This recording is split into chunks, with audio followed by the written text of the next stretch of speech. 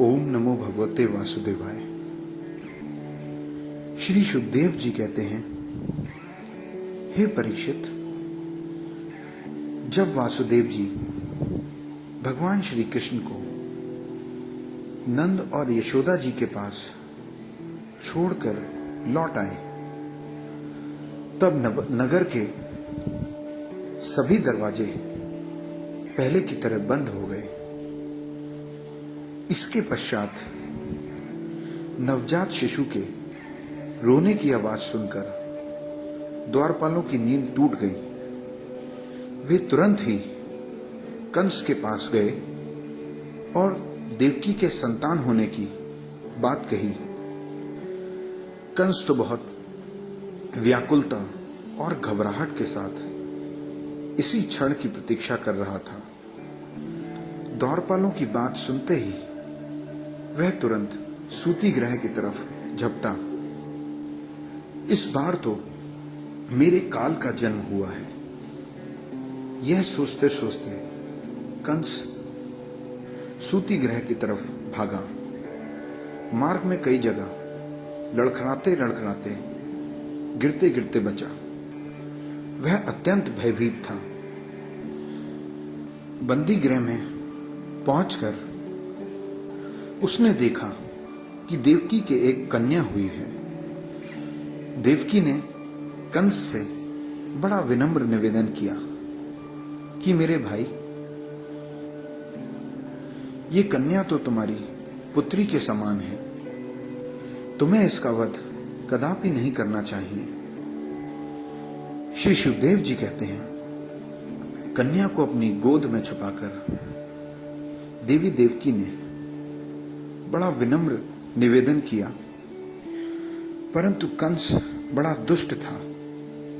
उसने देवकी के हाथ से वह कन्या छीन ली और उस कन्या को पैर से पकड़कर एक चट्टान में दे मारा। परंतु वह कन्या कोई साधारण कन्या नहीं थी, वह देवी थी। कंस के हाथ से छूटकर वह कन्या आकाश में चली गई और अपने बड़े बड़े 8 हाथों में आयुध लिए हुए दिखाई देने लगी। उसके हाथों में धनुष, त्रिशूल, बाण, ढाल, तलवार, शंख, चक्र और गदा, ये 8 आयुध थे। सिद्ध, चारण, गंधर्व, अप्सरा, किन्नर और नागगण बहुत सी भेंट सामग्री के साथ उसकी स्तुति कर रहे थे। उस समय देवी ने कंस से कहा, अरे मूर्ख, मुझे मारने से तुझे क्या मिलेगा? तेरे पूर्व जन्म का शत्रु तुझे मारने के लिए किसी स्थान पर पैदा हो चुका है। अब तू व्यर्थ में निर्दोष बालकों की हत्या करना बंद कर दे। कंस से इस प्रकार कहकर भगवान की योग माया माता भगवती वहां से अंतर्ध्यान हो गई। देवकी की यह बात सुनकर कंस को बड़ा आश्चर्य हुआ। उसने उसी समय देवकी और वासुदेव को कैद से छोड़ दिया और बड़ी नम्रता से बोला, मेरी प्यारी बहन और बहनोई जी, मैं बड़ा दुष्ट हूं और पापी हूं। मैंने तो अपने ही बच्चों को मार डाला।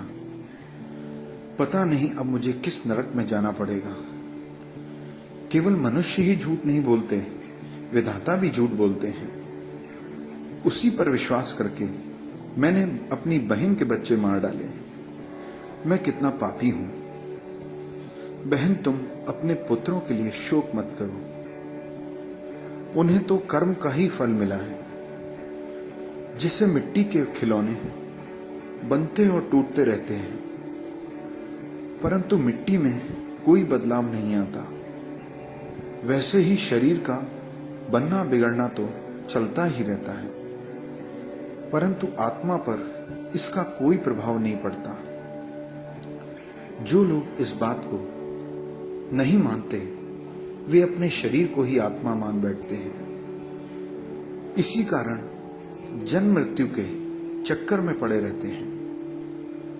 अपने स्वरूप को ना जानने के कारण मनुष्य जब तक यह सोचता रहता है कि मैं मारने वाला हूं या मैं मारा जाता हूं, तब तक उसके शरीर का जन्म और मृत्यु का चक्र चलता रहता है। अर्थात वह दूसरे को दुख देता है और स्वयं भी दुख भोगता है। मेरी इस दुष्टता को तुम दोनों क्षमा कर दो, क्योंकि तुम तो बहुत ही साधु स्वभाव के हो। ऐसा कहकर कंस ने देवकी और वासुदेव के चरण पकड़ लिए और आंसू बहा बहा कर रोने लगा। इसके पश्चात कंस ने देवी योग माया के वचनों पर विश्वास करके देवकी और वासुदेव को छोड़ दिया। वह तरह तरह से उनके प्रति अपना प्रेम प्रकट करने लगा और पूरे मन से उनकी सेवा करने लगा। जब देवकी ने देखा कि भाई कंस को पश्चाताप हो रहा है, तब उन्होंने उसे क्षमा कर दिया। वासुदेव ने कंस से कहा, जीव अज्ञान के कारण ही इस शरीर को अपना मान बैठता है और इस शरीर को मैं मानकर अपने पराये का भेद करने लगता है, और ये भेद दृष्टि ही उसे शोक, हर्ष, भय, द्वेष, लोभ, मोह और मद से अंधा कर देती है। फिर तो वह यह भी भूल जाता है कि सबको प्रेरणा देने वाले भगवान एक भाव से दूसरे भाव का, या कहें एक वस्तु से दूसरी वस्तु का नाश कर देते हैं। श्री सुखदेव जी कहते हैं, हे परीक्षित, वह रात्रि बीत जाने पर कंस ने अपने मंत्रियों को बुलाया और योग माया ने जो कुछ कहा था वह सब उन्हें बता दिया। कंस के मंत्री पूर्णतया नीति निपुण नहीं थे। वे दैत्य होने के कारण स्वभाव से ही देवताओं से शत्रु भाव रखते थे। अपने स्वामी कंस की बात सुनकर देवताओं से और भी चिढ़ गए और कंस से बोले, महाराज, देवता तो बस वही वीरता मानते हैं जहां कोई लड़ाई झगड़ा ना हो। रणभूमि के बाहर तो वे बड़ी बड़ी डींग हाँकते हैं। उनके तथा एकांतवासी विष्णु, वनवासी शंकर, अल्पवीर्य इंद्र और तपस्वी ब्रह्मा से भी हमें क्या भय हो सकता है। ब्राह्मण, गौ, वेद, तपस्या, सत्य, इंद्रिय दमन, श्रद्धा, दया, तितिक्षा और यज्ञ, ये विष्णु के शरीर हैं। वह विष्णु ही सारे देवताओं का स्वामी और असुरों का परम शत्रु है, परंतु वह किसी गुफा में छुपा रहता है। महादेव, ब्रह्मा और सारे देवताओं की जड़ वही है। उसे मार डालने का उपाय यही है कि ऋषियों को मार डाला जाए। श्री सुखदेव जी कहते हैं कि एक तो कंस की बुद्धि स्वयं ही बिगड़ी हुई थी, फिर उसे मंत्री भी ऐसे मिले थे जो उससे भी बड़े दुष्ट थे। इस प्रकार उनसे सलाह करके काल के गाल में फंसे हुए कंस ने यही ठीक समझा कि क्यों ना ब्राह्मणों को ही मार डाला जाए। उसने हिंसा प्रेमी राक्षसों को संत पुरुषों की हत्या करने का आदेश दिया। उन असुरों की प्रकृति ही थी रजोगुणी। तमोगुण के कारण उनका चित्त सही और गलत के विवेक से रहित हो गया। उनके सिर पर मौत नाच रही थी।